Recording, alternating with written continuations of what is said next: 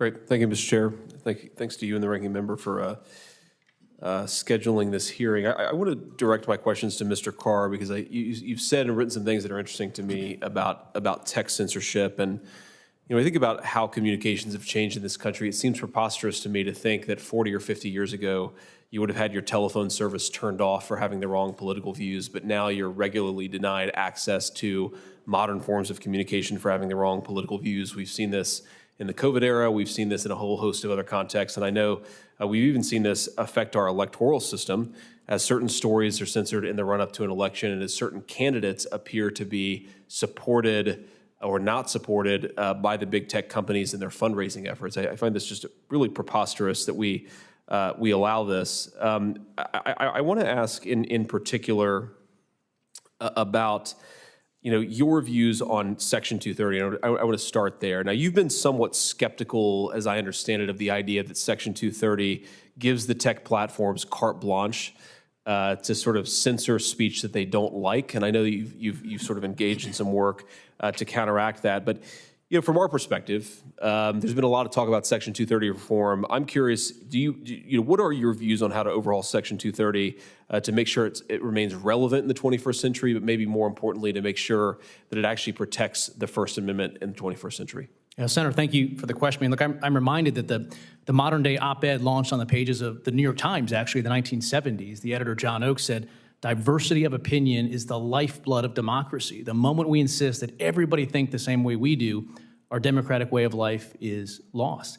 And I think if you look at what the courts have said on Section 230, and for instance, what Justice Thomas has said on Section 230, is that the courts have read immunities into Section 230 that Congress never codified in it. And so I think there is a role for the FCC to go in and look at the words of Section 230 and say, here's what these words means as Congress intended it.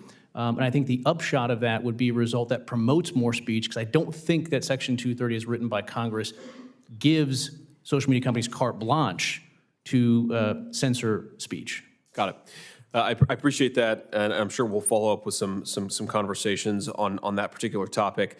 I want to step back a little bit and talk about the universal service contribution, because this matters a lot to the people of Ohio. It's obviously one of the ways that we fund access to telecommunication services for a lot of residents who otherwise wouldn't have access to it.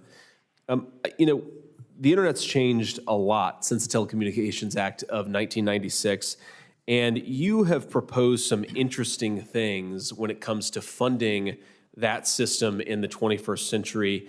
I've described our current funding model, which of course goes after traditional telephone providers to provide modern broadband services, as akin to taxing horseshoes to pay for the interstate highway system.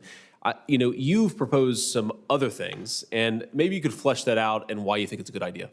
Well, thanks, Ed. If you start from the proposition that we're going to have the Universal Service Fund, which I do because Section 254 says a commissioner should. So if you start with that, the question is, what's the most efficient way to administer that? And if you look at the large businesses, the enterprises that are benefiting from these USF expenditures right now, a lot of it is the large technology companies, including digital advertising companies. So I do think it's fair to say, should those entities pay a fair share, which would remove the burden on people that are paying their monthly telephone bills? I think that could be an interesting path forward. Great. I appreciate that, and I'd love to sort of work on that particular issue and make this committee and this body, useful in that effort. But appreciate your work. Appreciate all of you for being here, and I yield back the remainder of my time. Thank you. Thanks. Great.